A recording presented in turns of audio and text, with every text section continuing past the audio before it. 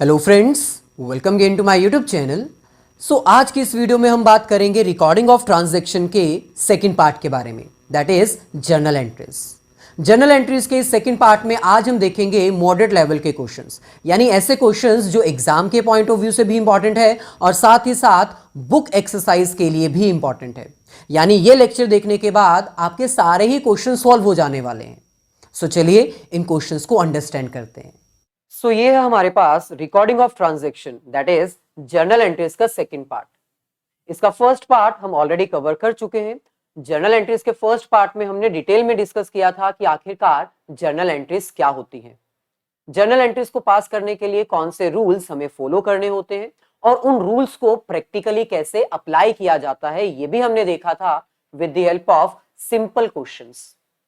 ऐसे कौन से 3 स्टेप्स आपको फॉलो करने हैं जिसकी हेल्प से आप कोई भी journal entry without any difficulty pass कर सकते हो, यह भी हमने आपको फर्स्ट पार्ट में एक्सप्लेन कर दिया है।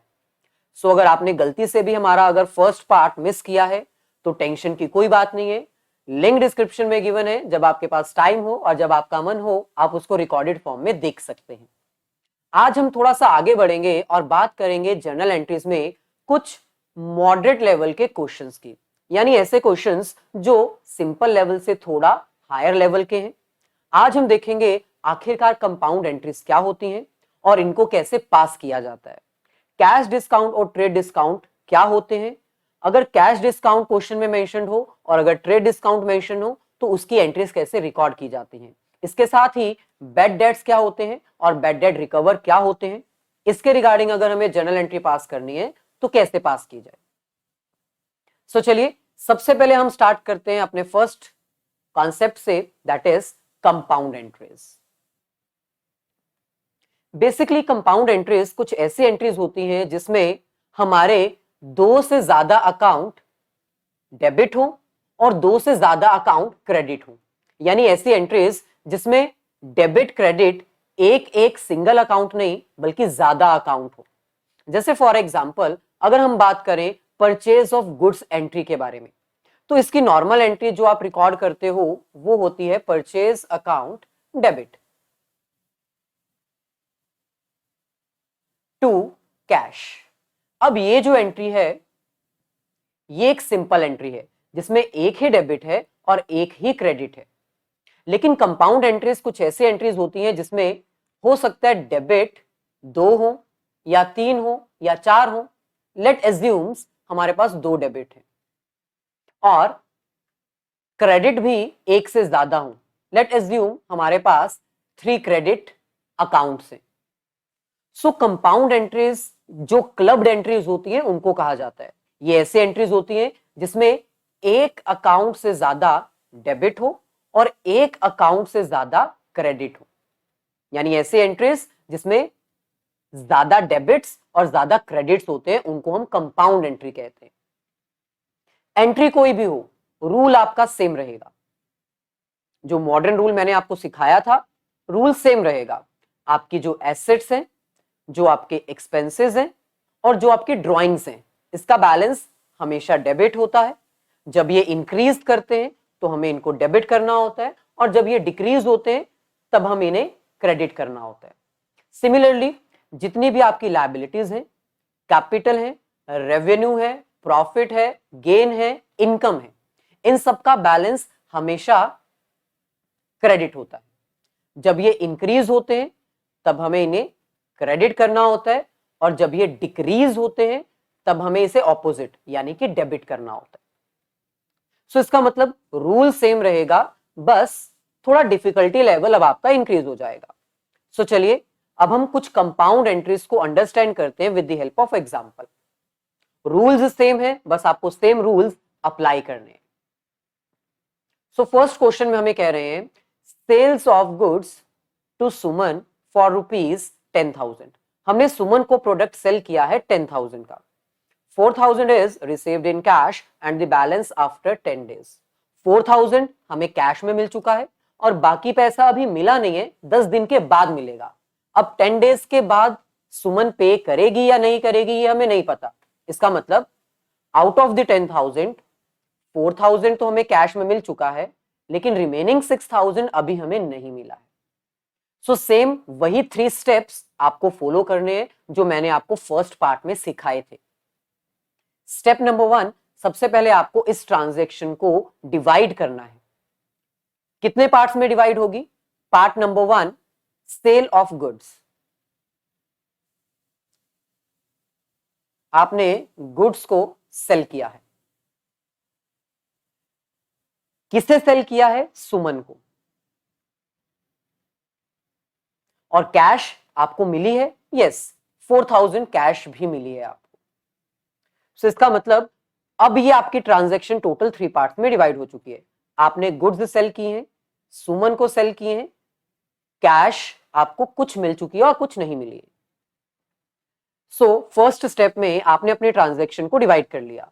डिवाइड करने के बाद अब आपको फाइंड आउट करना है कि ये कौन से नेचर ऑफ अकाउंट्स हैं, यानी ये एसेट है, लायबिलिटी है, इनकम है, गेन है, ड्रॉइंग्स है, कैपिटल है, लॉस है, रेवेन्यू है, इनकम है, मतलब क्या है। क्योंकि जब तक आप अकाउंट्स के नेचर को आइडेंटिफाई नहीं करेंगे तब तक आपको रूल्स अप्लाई कैसे करने हैं वो समझ आएगा ही नहीं। तो सबसे पहले अगर हम बात करें सेल्स की, so sales is a income. जब हम कोई प्रोडक्ट सेल करते हैं तो वो हमारी इनकम कहलाती है। अब हम प्रोडक्ट सेल कर रहे हैं, इनकम हमारी इंक्रीज हो रही है, और इनकम जब इंक्रीज होती है तब हम उसको क्रेडिट करते हैं। सो ये हमारा थर्ड स्टेप है। ऐसे ही सुमन वो पर्सन है जिसको हमने प्रोडक्ट सेल किया है, और सुमन से हमने पैसा लेना भी है क्योंकि उसने 4000 तो हमें दे दिया है कैश में, लेकिन रिमेनिंग 6000 अभी रहता है। तो इसका मतलब सुमन वो पर्सन है जिससे हमने पैसा लेना है, और जिस पर्सन से पैसा लेना होता है वो बिजनेस की एसेट्स होती हैं। सो सुमन हमारी एसेट्स है, और एसेट्स हमारी इंक्रीज हो रही हैं क्योंकि हमने पैसा लेना है, और एसेट जब इंक्रीज होती है तब हम उसको ऑलवेज डेबिट करते हैं। दूसरी तरफ सुमन ने 4000 हमें कैश में भी दे दिया है। ऑब्वियसली कैश भी हमारी एसेट्स है, और यहां पर एसेट्स हमारी इंक्रीज हो रही हैं। एसेट जब इंक्रीज होती है अगेन हम उसको डेबिट करते हैं। तो बस ये 3 स्टेप्स फॉलो करो, आपकी कोई भी एंट्री पास हो जाएगी। अगर आप अभी बिगिनिंग स्टेज में हो तो आपको ये तीनों स्टेप्स अप्लाई करने में थोड़ा टाइम लग सकता है, लेकिन जैसे जैसे आप प्रैक्टिस करते जाओगे तो आपको ये 3 स्टेप्स अपने माइंड में ही सॉल्व करने हैं और डायरेक्ट जर्नल एंट्री पास करनी है। सो क्या जर्नल एंट्री इसकी रिकॉर्ड की जाएगी? सिंपल, सुमन अकाउंट डेबिट।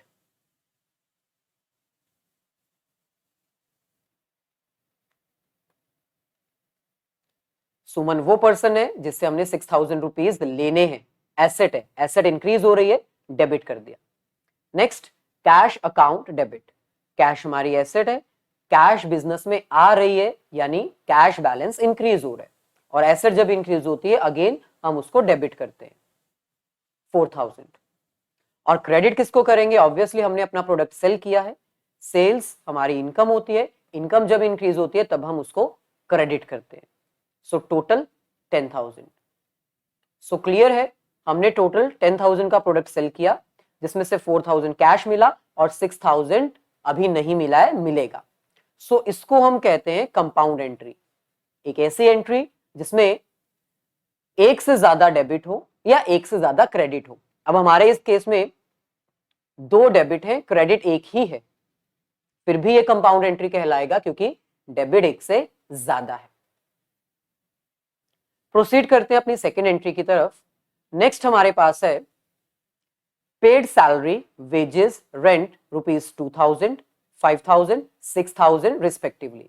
अब आपने सैलरी पे की है, वेजेस पे किए हैं और रेंट पे किए हैं। ये तीनों ही आपके एक्सपेंसेस हैं, ये तीनों ही आपके एक्सपेंसेस हैं, और एक्सपेंसेस जब इंक्रीज होते हैं तब हम उसको ऑब्वियसली डेबिट करते हैं, यानी हमें सैलरी, वेजेस और रेंट तीनों को डेबिट करना है।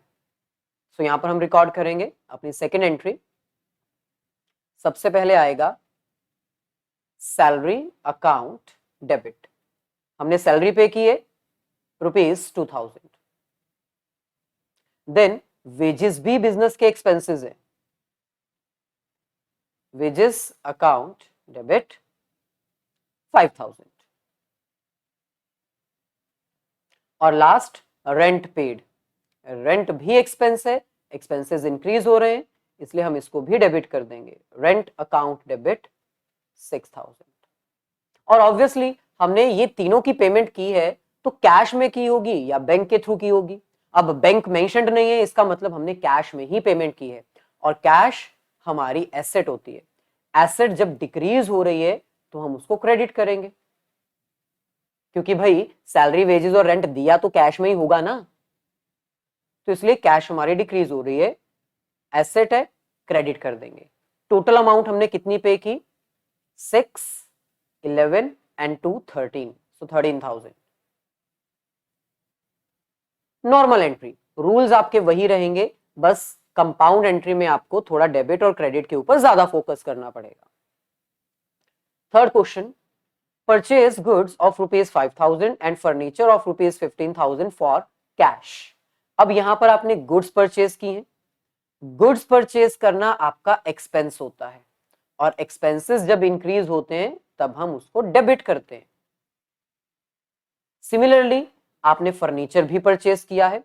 फर्नीचर बिजनेस की एसेट है, यानी फर्नीचर जब बिजनेस में आएगा तब हम उसको लॉन्ग ड्यूरेशन के लिए यूज करेंगे, वो हमारी पोजेशन में है, हमारी ऑनरशिप में है, हम उसको जैसे चाहे यूज कर सकते हैं, तो ये हमारी एसेट है। फर्नीचर हम बिजनेस में परचेज करके लेके आए तो फर्नीचर इंक्रीज हुआ, यानी एसेट इंक्रीज हुई, और एसेट जब इंक्रीज होती है तब हम उसको डेबिट करते हैं। वहीं पर दूसरी तरफ हमने गुड्स परचेज की, फर्नीचर परचेज किया, बदले में हमें कैश देना पड़ा, तो कैश हमारी अगेन एसेट है, लेकिन अब कैश पे करेंगे तो एसेट डिक्रीज हो जाएगी। एसेट जब डिक्रीज होगी तब हम उसको क्या करेंगे? क्रेडिट। सो जो 3 स्टेप्स मैंने आपको कहे, अब आपको वो भी फॉलो करने की जरूरत नहीं है अगर आप इसके हैबिचुअल हो चुके हैं। सो एंट्री क्या रिकॉर्ड की जाएगी? सिंपल, थर्ड एंट्री हमारे पास आएगी परचेज अकाउंट डेबिट। परचेज हमारे एक्सपेंसेस हैं, एक्सपेंसेस इंक्रीज हो रहे हैं, इसलिए हम इसको डेबिट कर रहे हैं। Amount is 5,000।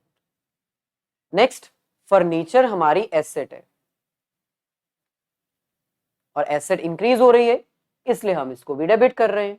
Furniture account debit 15,000। Next, हमने पेमेंट कैश में की है, कैश भी एसेट है, लेकिन एसेट डिक्रीज हो रही है, इसलिए कर देंगे क्रेडिट। टोटल अमाउंट ये आ जाएगी 20,000। लास्ट में नरेशन आपको हर एक एंट्री के साथ लिखनी है।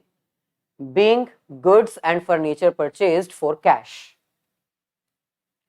नेक्स्ट हमारे पास है question number 4, purchase goods from Reema ₹30,000 by paying 10,000 in cash, 10,000 in check and balance after 10 days। अब ये एक ऐसी एंट्री है जिसमें आपको कैश में पेमेंट भी करनी है, बैंक के थ्रू पेमेंट भी करनी है, और क्रेडिट पे भी आपको कुछ पेमेंट अभी नहीं करनी है।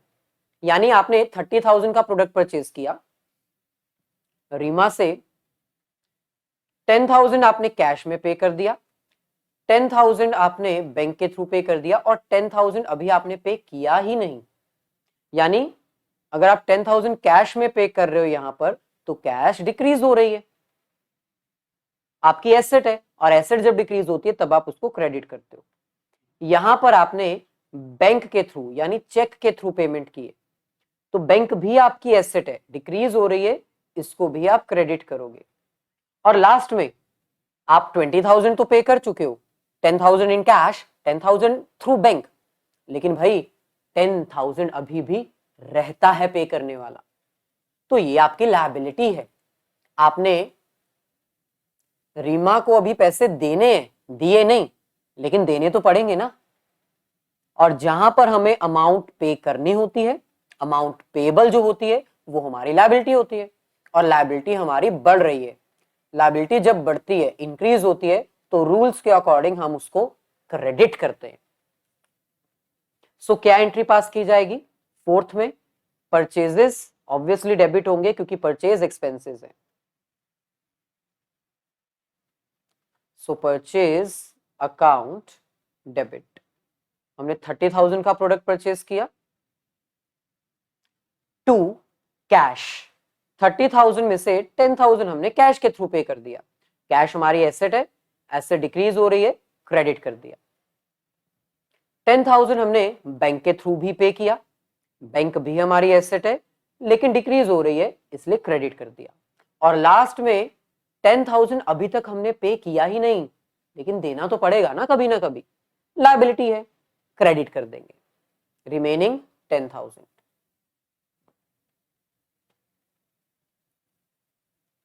नेक्स्ट हमारे पास है fifth question, withdraw ₹5,000 and goods worth ₹10,000 for domestic use. अब यहां पर आपको ध्यान रखना होगा 5,000 हमने विड्रॉ करवाए हैं in the form of cash, अपने पर्सनल यूज के लिए, अपने डोमेस्टिक यूज के लिए हम हमारे बिजनेस में से अमाउंट विड्रॉ करवा रहे हैं। लेकिन कैश के साथ साथ जिस चीज का हमारा बिजनेस था हमने वो गुड्स भी अपने पर्सनल यूज के लिए निकाल ली। फॉर एग्जाम्पल मान लो हमारा बिजनेस था शर्ट्स और टी शर्ट्स का, so as a proprietor, as a owner, उसमें से कुछ शर्ट्स मैंने भी निकाल ली अपने पर्सनल यूज के लिए, सो वो है 10,000। अब इसकी एंट्री कैसे रिकॉर्ड की जाएगी? सिंपल है, अगर हम कोई भी अमाउंट विड्रॉ करवाते हैं या कोई भी गुड्स विड्रॉ करवाते हैं अपने बिजनेस में से पर्सनल यूज के लिए, तो पर्सनल यूज को या डोमेस्टिक यूज को हम ड्राइंग्स कहते हैं। और ड्राइंग्स हमेशा डेबिट होती है। सो फिफ्थ एंट्री क्या आएगी? Drawings account debit.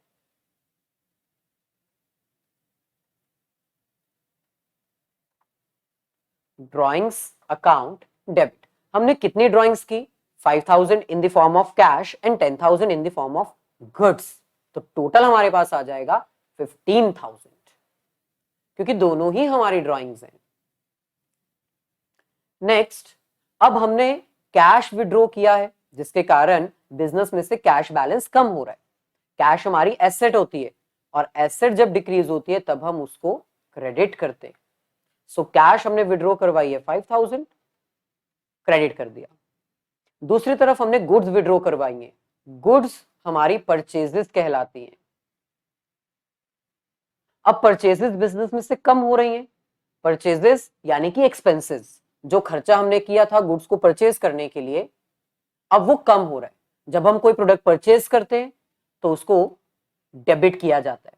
यहां पर आप देख सकते हो परचेज अकाउंट डेबिट, परचेजेस हमारे एक्सपेंसेस होते हैं और हम इसको डेबिट करते हैं।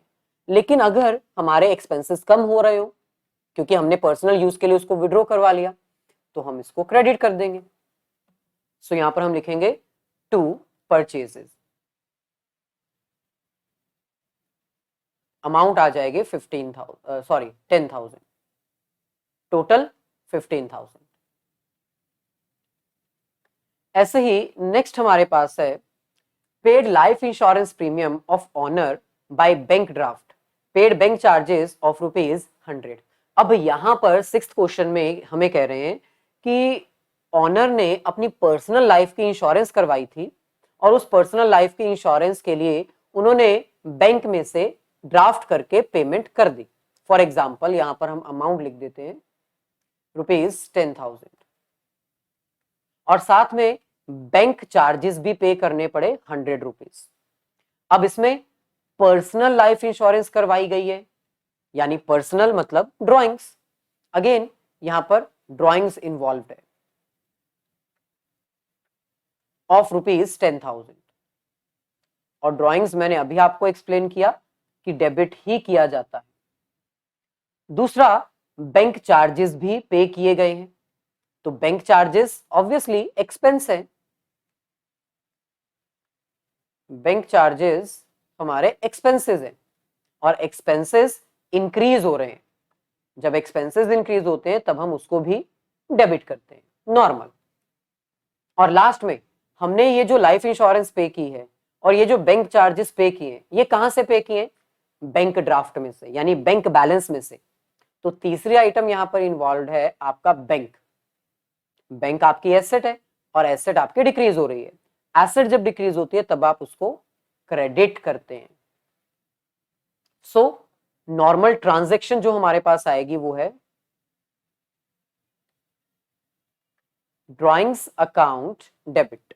आपने अपनी पर्सनल लाइफ की इंश्योरेंस करवाई 10,000 की, तो ड्रॉइंग्स 10,000। बैंक चार्जेस आपको पे करने पड़े, बैंक चार्जेस ऑब्वियसली एक्सपेंसेस हैं और वो इंक्रीज हो रहे हैं, इसलिए हम इसको भी डेबिट कर देंगे। अमाउंट हमारे पास आ जाएगी 100 रुपीज। और इन दोनों की पेमेंट हमने बैंक के थ्रू की है। ऑब्वियसली भाई बैंक तो आपकी एसेट है, और एसेट जब डिक्रीज होती है तब आप उसको हमेशा क्रेडिट करते हैं। अमाउंट आ जाएगी 10,100। ऐसे ही कुछ इंपॉर्टेंट क्वेश्चंस हम और ट्राई करते हैं, जैसे 7th 8th और 9th। ये सारी ट्रांजैक्शंस एक दूसरे से रिलेटेड हैं, तो इनको हम थोड़ा डिटेल में अंडरस्टैंड करेंगे। 7th entry, goods purchased on credit from Tarannum ₹32,000। अब इस केस में नॉर्मल एंट्री है, हमने गुड्स परचेज किए उधार पर तरन्नुम से। सो 7th केस की एंट्री क्या आएगी? गुड्स परचेज्ड, परचेज करना हमारा एक्सपेंसेस होता है, परचेजेस हमारे एक्सपेंसेस हैं और एक्सपेंसेस इंक्रीज हो रहे हैं, इसलिए हम इसको डेबिट करेंगे।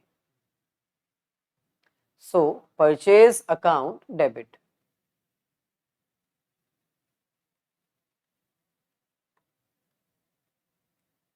₹32,000। अब हमने कैश नहीं पे किया, हमने क्रेडिट पे, उधार पे प्रोडक्ट परचेज किए, यानी तरन्नुम को हमने पैसे देने हैं, दिए नहीं। और जिसको पैसे देने होते हैं वो हमारी लायबिलिटी कहलाती है। सो तरन्नुम एक तरह से हमारी लायबिलिटी है। लायबिलिटी इंक्रीज हो रही है क्योंकि पैसा अभी देना बाकी है, दिया नहीं है। लायबिलिटी जब इंक्रीज होती है तब हम उसको क्रेडिट करते हैं एज पर मॉडर्न रूल्स। सो यहां पर हम क्रेडिट किसको करेंगे? तरन्नुम को। अमाउंट आ जाएगी 32,000। So purchase account debit to Tarannum. अब इससे रिलेटेड एंट्री है एंट्री नंबर 8, जो कि वेरी इंपॉर्टेंट है। Goods returned to Tarannum. अब मार्केट में हम प्रोडक्ट परचेज करने गए, 32,000 का हमने प्रोडक्ट परचेज किया, उसमें से 1500 वाला प्रोडक्ट डैमेज्ड था, तो ऑब्वियसली हम उसको रिटर्न करेंगे, यानी परचेज रिटर्न। Purchase return. अब परचेज रिटर्न की एंट्री क्या आएगी? सिंपल है, तरन्नुम से हमने प्रोडक्ट परचेज किया जिसके पैसे अभी हमने देने हैं, दिए नहीं, लेकिन 1500 का प्रोडक्ट तो हम वापस करने वाले हैं। तो उस 1500 रुपीज के प्रोडक्ट का पैसा क्या अब हमें देने की जरूरत है भी? नहीं, क्योंकि हमने तो प्रोडक्ट वापस ही कर दिया। सो इसका मतलब तरन्नुम को अब हम 1500 रुपीज नहीं देंगे। तरन्नुम कौन है? तरन्नुम वो पर्सन है जिसको हमने पैसा देना है, मतलब लायबिलिटी है, लेकिन अब हम तरन्नुम को पैसा नहीं देने वाले, तो लायबिलिटी कम हो गई। सो फर्स्ट आइटम या फर्स्ट पर्सन, फर्स्ट अकाउंट जो इसमें इन्वॉल्व है वो है तरन्नुम। तरन्नुम हमारी क्या थी? लायबिलिटी थी, क्योंकि हमने उसको पैसा देना था, लेकिन अब ये लायबिलिटी हमारी कम हो रही है क्योंकि अब हमें उसको 1500 रुपए नहीं देने, बाकी पैसे तो अभी भी देने हैं, लेकिन ये 1500 रुपीज हमें नहीं देने। तो क्या कर देंगे? डेबिट। तरन्नुम को हम कर देंगे डेबिट, क्योंकि उसको पैसा अब नहीं देना है। सो तरन्नुम अकाउंट डेबिट, अमाउंट आ जाएगी 1500। नेक्स्ट अकाउंट जो इसमें इन्वॉल्व है वो है purchase return. Purchase return simple है, परचेज करना एक्सपेंस होता है, जब हम प्रोडक्ट परचेज करते हैं तो वो हमारा एक्सपेंस होता है, लेकिन अब हमने वही गुड्स रिटर्न कर दी जो हमने परचेज की थी, तो एक्सपेंस हमारा कम हो गया। एक्सपेंसेस जब बढ़ते हैं तो हम डेबिट करते हैं, और अब अगर एक्सपेंसेस कम होंगे तो ऑब्वियसली हम उसको क्रेडिट करेंगे। तो एंट्री क्या आ जाएगी? To purchase return 1500।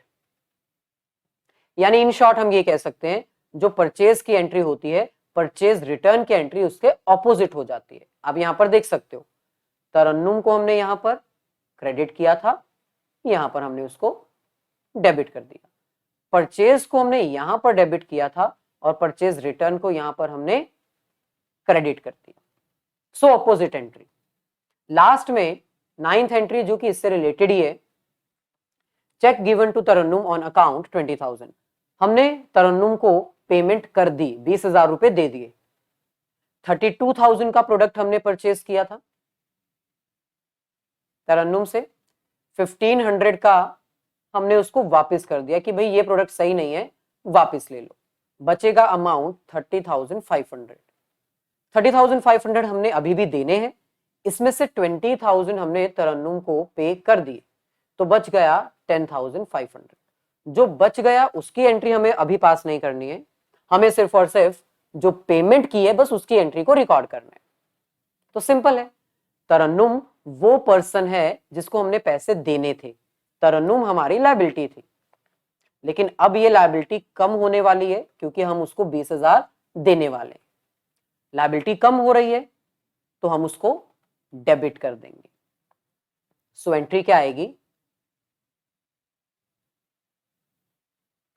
Tarannum account debit. हम तरन्नुम को 20,000 रुपीज दे रहे हैं, ऑब्वियसली हम उसको कैश में ही पे करेंगे या चेक के थ्रू पे करेंगे।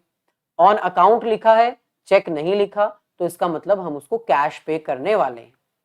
कैश हमारी एसेट होती है, एसेट जब डिक्रीज होती है तब हम उसको क्रेडिट करते हैं। सो यहां पर हम लिखेंगे टू कैश और अमाउंट हमारे पास आ जाएगी 20,000। सो ये सारी एंट्रीज एक दूसरे से रिलेटेड थी। अब ऐसी ही एंट्रीज आपको पास आउट करनी है, ये एंट्रीज आपके लिए होमवर्क है। पहली entry goods sold, second entry goods returned by the customer और third entry cheque received from the customer. यानी पहले हमने प्रोडक्ट सेल किया अपने कस्टमर को, कस्टमर को 1,000 का प्रोडक्ट पसंद नहीं आया, उसने वो रिटर्न कर दिया और बाकी की जो पेमेंट है दैट इज 10,000 वो हमें रिसीव हो गई। ये आपका होमवर्क है, इसको कमेंट करके आंसर जरूर रिप्लाई करना और जिसका आंसर करेक्ट होगा उसके कमेंट को हम लाइक जरूर करेंगे। अब हम बढ़ते हैं थोड़ा आगे और बात करते हैं डिस्काउंट और रिबेट की। कुछ ऐसे ट्रांजैक्शंस जो डिस्काउंट और रिबेट से रिलेटेड एग्जाम में पूछी जा सकती है। सो फर्स्ट हमारे पास है डिस्काउंट की कैटेगरीज। आपको भी पता है डिस्काउंट का मतलब होता है कि किसी प्रोडक्ट के प्राइस में कमी करना। अगर आप मार्केट में कोई भी प्रोडक्ट परचेज करने जाते हैं या फिर आप मार्केट में कोई भी प्रोडक्ट सेल करते हो तो ऐसे कस्टमर्स होते हैं जो प्रोडक्ट के ऊपर डिस्काउंट जरूर क्लेम करते हैं, डिस्काउंट की जरूर डिमांड करते हैं। और वो डिस्काउंट बेसिकली दो तरह के होते हैं, trade discount and cash discount. Trade discount further two categories में डिवाइडेड है, discount allowed and discount received. और कैश डिस्काउंट भी फर्दर टू कैटेगरीज में डिवाइडेड है, discount allowed and discount received.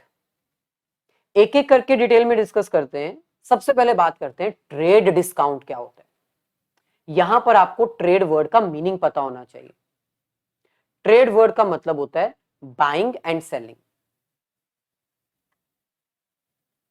Buying and selling.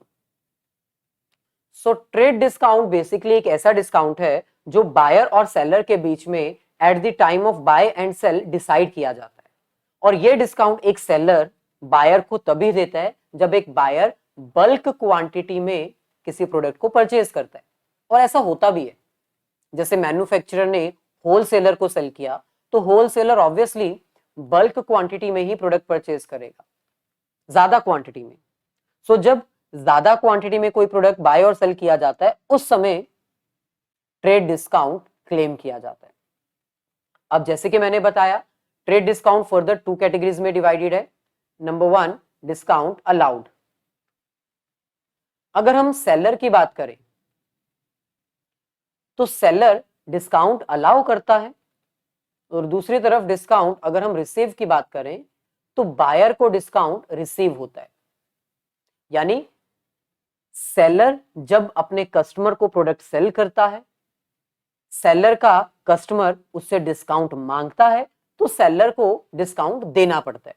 Seller के point of view से discount देना loss होता है और डिस्काउंट अलाउड हम डेबिट कर देते हैं। दूसरी तरफ अगर हम बात करें डिस्काउंट रिसीव्ड की, तो ऑब्वियसली बायर के लिए डिस्काउंट रिसीव करना एक तरह से इनकम होता है और इनकम को हम क्रेडिट करते हैं।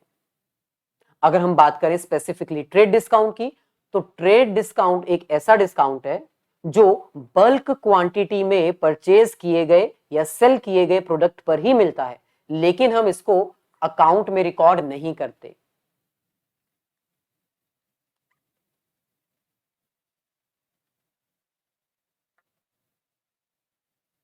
ट्रेड डिस्काउंट जो है वो बुक्स ऑफ अकाउंट्स में शो नहीं किया जाता। रीजन बीइंग ये एक ऐसा डिस्काउंट है जो ओरली डिसाइड हुआ है, जो बातचीत में डिसाइड हुआ है, अभी जो बिल है वो जनरेट नहीं हुआ।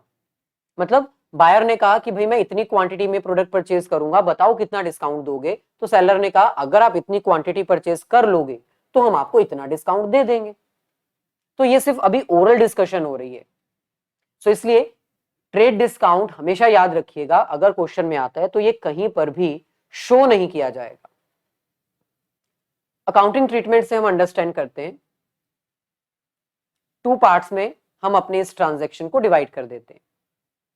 First for the seller, second for the buyer. Question में हमें कह रहे हैं Rakesh sold goods to Rohan, तो यहां पर राकेश क्या है, सेलर, और रोहन कौन है, बायर। सो अब हमें सेलर और बायर दोनों में ये ट्रांजैक्शंस रिकॉर्ड करनी है। सबसे पहले हम बात करते हैं सेलर की।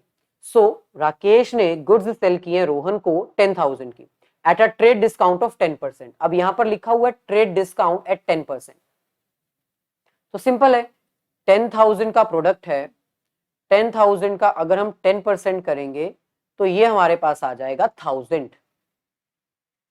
यानी 10,000 वाले प्रोडक्ट को 1000 रुपीज डिस्काउंट देने के बाद राकेश ने सेल किया 9,000 का। तो सिंपल है, अब आपको नॉर्मल जो ट्रांजैक्शन होती है, सिंपल ट्रांजैक्शन वही पास करनी है। बस अमाउंट आपको ध्यान रखना है कि 10,000 की बजाय 9,000 आएगी, क्योंकि सेलर ने 1000 रुपीज का डिस्काउंट दे दिया। ये डिस्काउंट सेलर के लिए लॉस है, बायर के लिए इनकम है, प्रॉफिट है, लेकिन हम इसको रिकॉर्ड नहीं करेंगे क्योंकि ये ओरल डिस्कशन में डिसाइड हुआ है। फाइनल बिल तो 9,000 का ही बनेगा ना। इसलिए ट्रेड डिस्काउंट हमेशा याद रखिएगा बुक्स ऑफ अकाउंट्स में रिकॉर्ड नहीं किए जाते। तो सबसे पहले अगर हम सेलर की बात करें, सेलर ने प्रोडक्ट सेल किया है रोहन को, बदले में कैश मिला है या नहीं मिला नहीं पता, इसका मतलब क्रेडिट पर सेल किया है। सो एक तरफ हमारे पास है रोहन जिसको प्रोडक्ट सेल किया है, और दूसरी तरफ हमारे पास है सेल्स। तो एंट्री क्या आएगी, रोहन वो पर्सन है जिससे पैसे हमें रिसीव होने हैं, अभी हुए नहीं, रोहन से पैसा आएगा, आया नहीं है, इसका मतलब रोहन हमारी एसेट है, और एसेट जब इंक्रीज होती है तब हम उसको डेबिट करते हैं। क्या एंट्री आ जाएगी, रोहन अकाउंट डेबिट। और क्योंकि हमने प्रोडक्ट सेल किया है, सेल्स करना इनकम होता है, और इनकम जब इंक्रीज होती है तब हम उसको क्रेडिट करते हैं। So Rohan account debit to sales, amount आ जाएगी 9,000। 1,000 बस वर्किंग नोट में शो किया जाएगा और कहीं नहीं। सिमिलरली अगर हम बात करें बायर की, तो रोहन ने गुड्स परचेज की हैं, तो इसमें क्या क्या इन्वॉल्व है, एक तो परचेजेस, दूसरा राकेश जिससे प्रोडक्ट परचेज किया है। तो सिंपल है, परचेजेस करना एक्सपेंसेस होते हैं, एक्सपेंसेस हमारे इंक्रीज हो रहे हैं, हम इसको डेबिट कर देंगे। सो एंट्री आएगी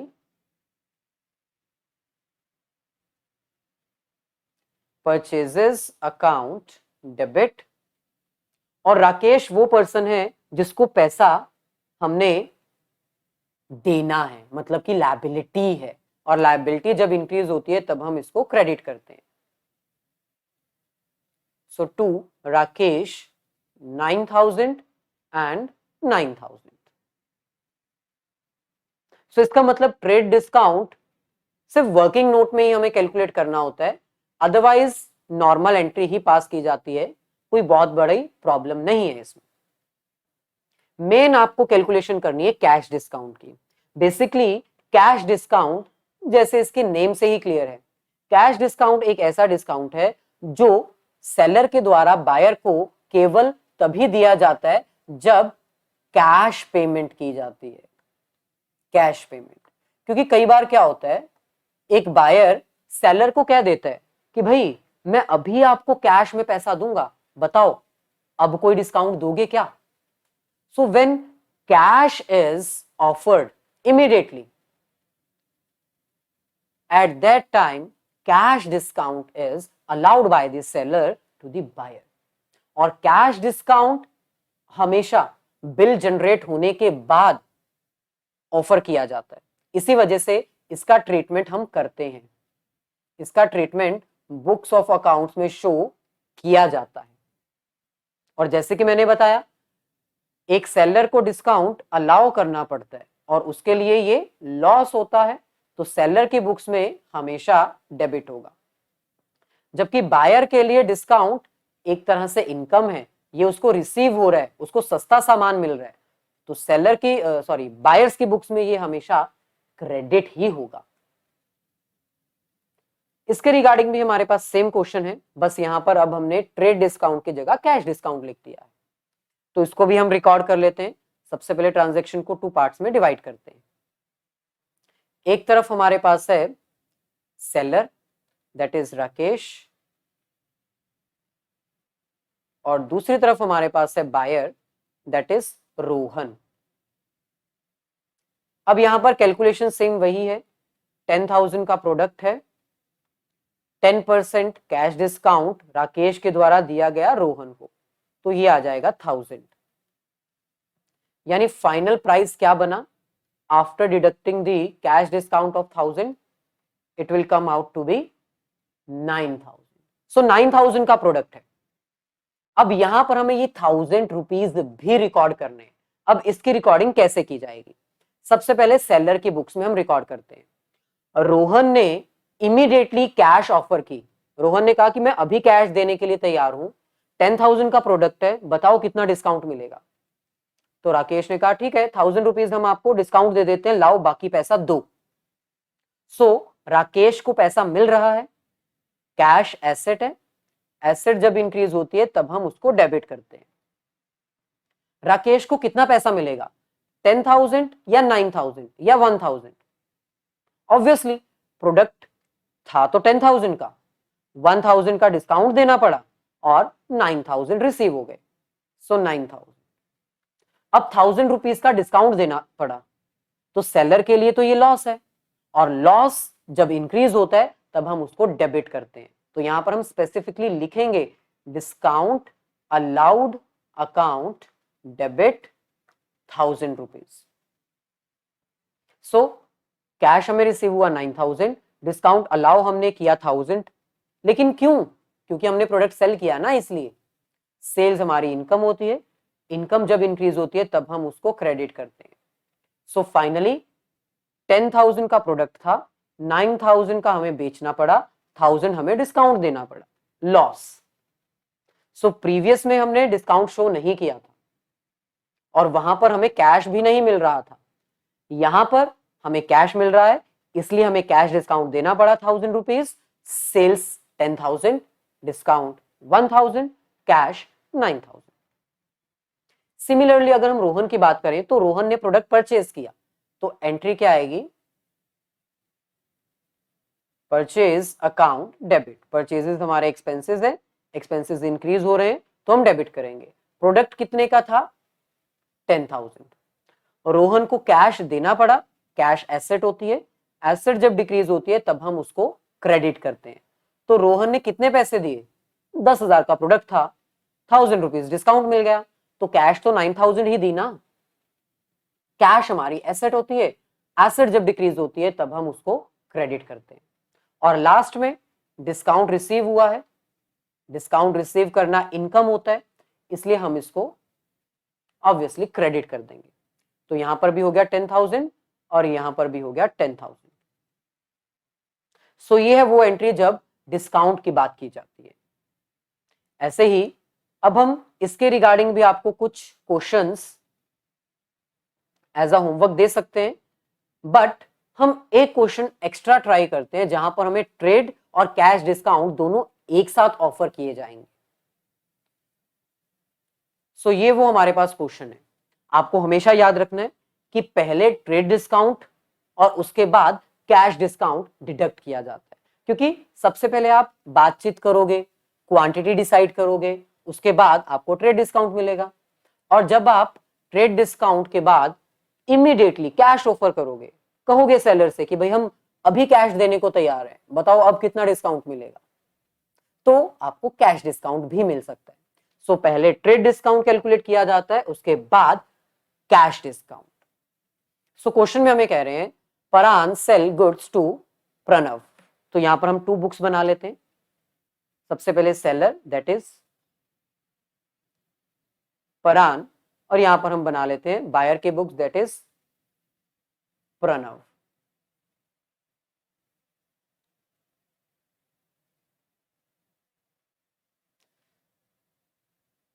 सबसे पहले अगर हम बात करें प्रणव की, तो ऑब्वियसली परान की, तो परान ने गुड्स सेल की हैं।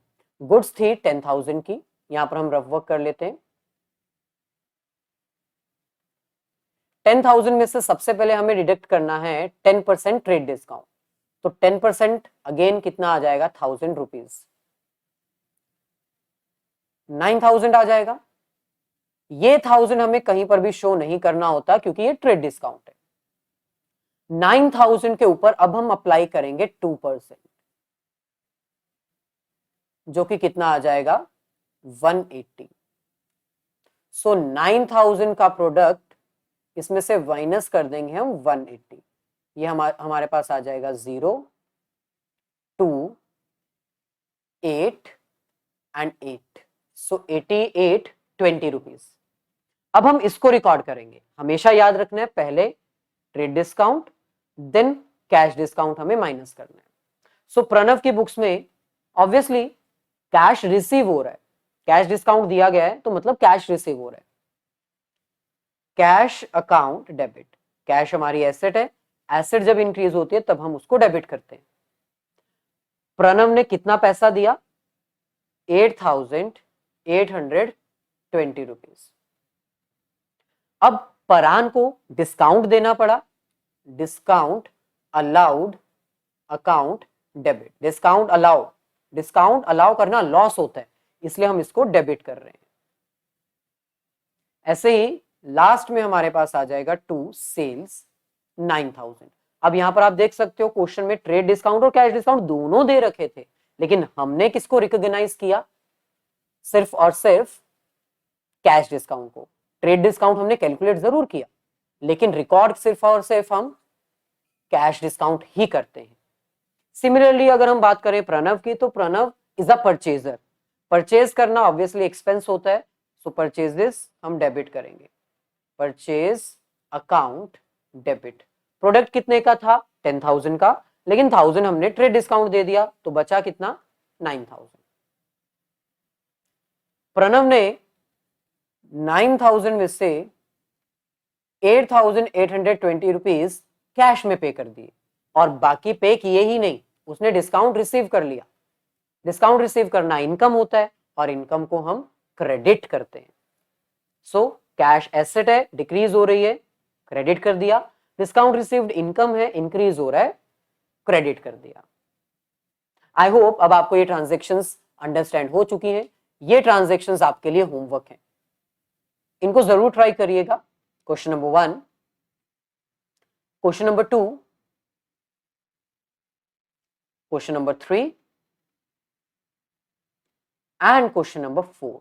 ये कुछ एक्स्ट्रा ट्रांजैक्शंस है जिसको आप जरूर ट्राई कर सकते हो। बस इतना जरूर याद रखिएगा कि कैश डिस्काउंट केवल और केवल कैश पेमेंट पे ही मिलता है। जितनी पेमेंट आपने की है, अगर आपने हाफ पेमेंट कैश में की है तो आपको डिस्काउंट हाफ अमाउंट के ऊपर ही मिलेगा। नेक्स्ट हमारे पास आता है वेरी इंपॉर्टेंट, रिबेट। अब डिस्काउंट और रिबेट में एक बहुत बड़ा डिफरेंस है। डिस्काउंट का मतलब होता है कि बायर ने, सेलर ने अपनी मर्जी से डिस्काउंट अलाउ किया है और रिसीव किया है, दोनों के बीच में एक म्यूचुअल अंडरस्टैंडिंग हुई है।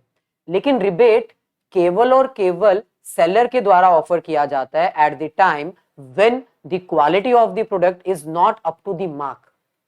मान लो आपके गोडाउन में कुछ ऐसा प्रोडक्ट पड़ा हुआ है जो थोड़ा सा जला हुआ है, जिसकी क्वालिटी थोड़ी खराब है, तो उसको सेल करने के लिए आप मार्केट में उसको सस्ते में बेच सकते हो, और जब आप उसको सस्ते में सेल करते हो तो उसको कहते हैं रिबेट। फॉर एग्जाम्पल, एक प्रोडक्ट है जो ओरिजिनली 5000 का है, लेकिन वो पुराना हो चुका है, आउट ऑफ फैशन हो चुका है, या फिर वो थोड़ा सा खराब है, बैड क्वालिटी का है, तो आप उसको 3000 में भी सेल कर सकते हो, और इसको हम कहते हैं रिबेट। और सिंपल है, रिबेट अगर एक सेलर अलाउ करता है तो अगेन ये उसके लिए क्या है, लॉस, और इसको हम हमेशा क्या करेंगे, डेबिट। दूसरी तरफ अगर किसी बायर को ये रिबेट मिल जाती है, रिसीव होती है, तो हम उसको अलाउंस ही कहते हैं, लेकिन बायर के लिए ये अलाउंस एक तरह से इनकम होती है और हम इसको हमेशा क्रेडिट करते हैं। यानी एंट्री सेम वही आएगी जो डिस्काउंट के केस में आई थी, बस यहां पर हम डिस्काउंट अलाउड या डिस्काउंट रिसीव्ड नहीं लिखते, हम यहां पर हमेशा अलाउंस वर्ड ही यूज करते हैं। चलिए इसको भी अंडरस्टैंड करते हैं with the help of example. Question में हमें कह रहे हैं goods sold by Shyam to Ram, तो दो बुक्स हम यहां पर प्रिपेयर कर लेते हैं, पहले श्याम जो कि सेलर है और दूसरा राम जो कि बायर है।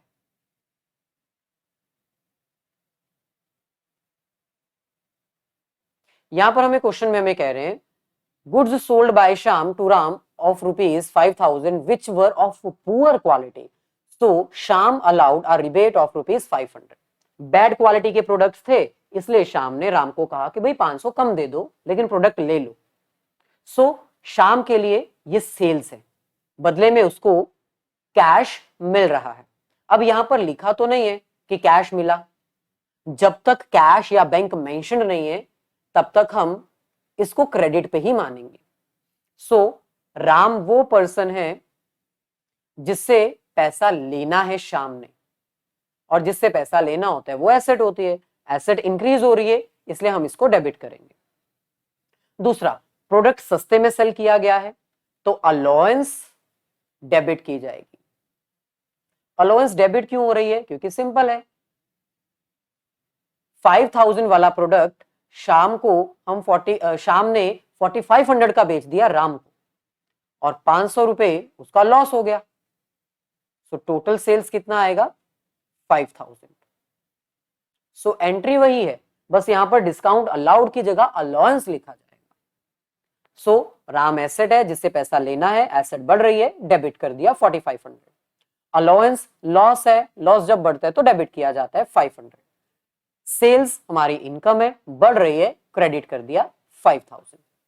वहीं पर अगर हम बात करें राम की, तो राम वो पर्सन है जिसने प्रोडक्ट परचेज किया है, परचेज करना एक्सपेंस होता है। सो यहां पर हम लिखेंगे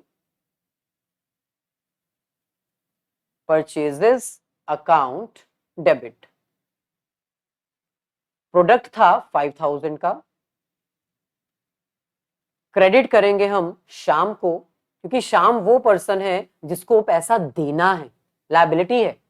प्रोडक्ट परचेज किया है तो पैसा तो देना पड़ेगा, दिया नहीं है लेकिन देना पड़ेगा, इसका मतलब लायबिलिटी है, और लायबिलिटी जब इंक्रीज होती है तब हम उसको क्रेडिट ही करते हैं। श्याम को कितना पैसा देना है, 4500। 500 क्यों नहीं देना, क्योंकि 500 की हमें अलाउंस मिल चुकी है। अलाउंस मिलना, सामान सस्ता मिलना इनकम कहलाता है, इसलिए हम इसको क्रेडिट कर देंगे। सो ये थी हमारी रिबेट के रिगार्डिंग एंट्री। आगे बढ़ते हैं और फाइनली बात करते हैं आज के एक लास्ट कॉन्सेप्ट की, that is bad debt and bad debt recover. अब बैड डेट का मतलब होता क्या है? बेसिकली बैड डेट का मतलब होता है ऐसा पैसा which is not recoverable from the debtor. ऐसा पैसा जो डूब गया, मतलब हमने कस्टमर को प्रोडक्ट सेल किया, कस्टमर ने पैसे नहीं दिए, हम बार बार ट्राई कर रहे हैं कि भाई वो पैसा दे दे, लेकिन पैसा मिल ही नहीं रहा, तो पैसा डूब गया। इसका मतलब बैड डेट एक तरह से बिजनेस का लॉस है, और लॉस को हम हमेशा क्या करते हैं, डेबिट। सो बैड डेट जहां कहीं भी होगा एंट्री में हम उसको डेबिट ही करेंगे। दूसरी तरफ बैड डेट रिकवर्ड का मतलब होता है ऐसा पैसा जो पहले कभी डूब गया था, जो पहले डूब गया था लेकिन अब रिकवर हो गया।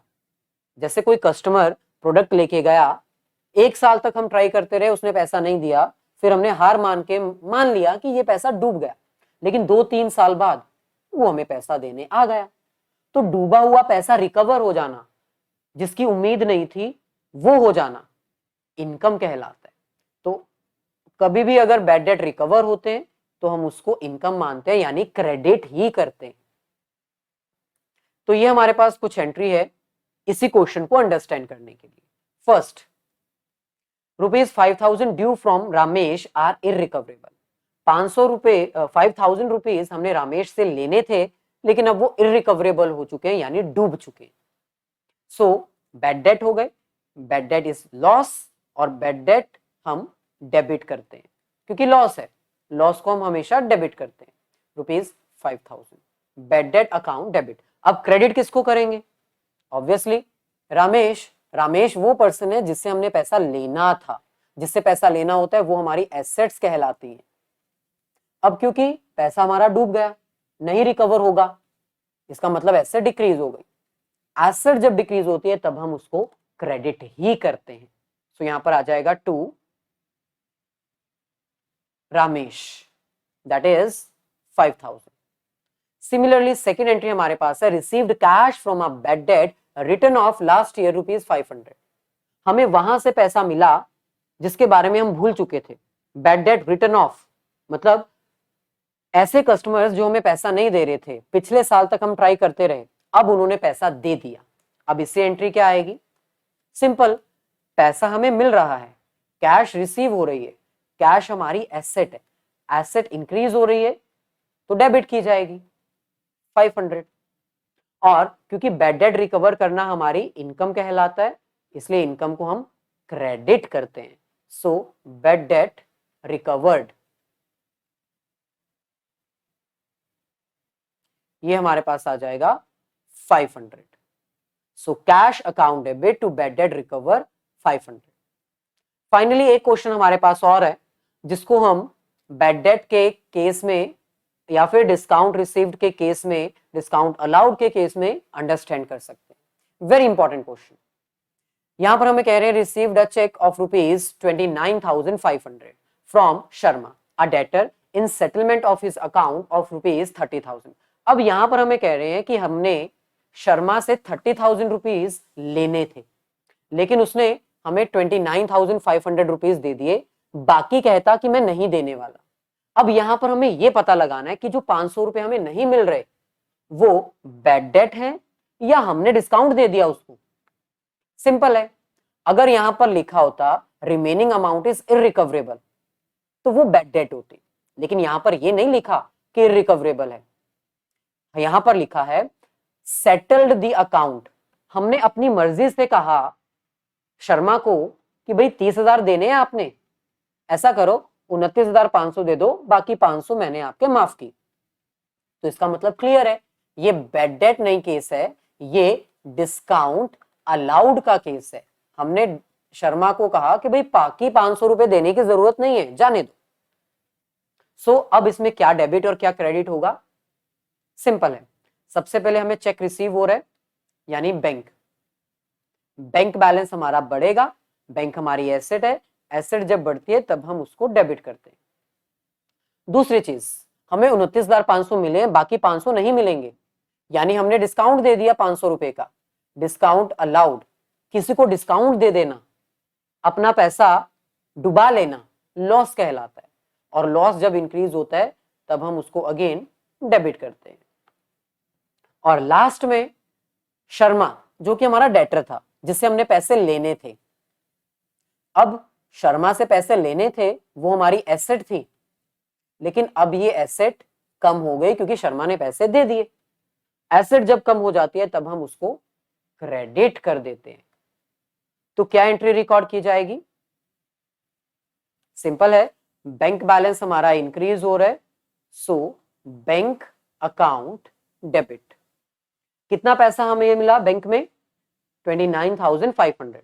बाकी 500 नहीं मिलने वाले, यानी कि वो हमने डिस्काउंट दे दिया, डिस्काउंट अलाउड।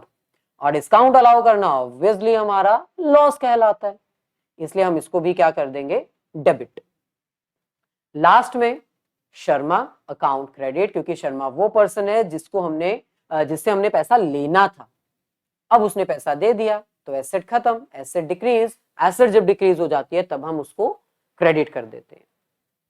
सो ये था हमारा आज का लेक्चर, जिसमें हमने डिटेल में अंडरस्टैंड की कुछ ऐसे ट्रांजैक्शंस जो मॉडरेट लेवल की थी। आई होप ये सारी ट्रांजैक्शंस आपको हेल्प करेंगी कॉन्सेप्ट को अच्छे से अंडरस्टैंड करने में। लास्ट में अगर वीडियो अच्छी लगी हो तो प्लीज इसको लाइक और अपने सभी फ्रेंड्स को शेयर जरूर कर दीजिएगा। चैनल को अगर सब्सक्राइब नहीं किया है तो सब्सक्राइब भी कर दीजिए, क्योंकि आने वाले टाइम में हम ऐसे ही इंपॉर्टेंट क्वेश्चंस की वीडियोस आपके लिए लेकर आते रहेंगे।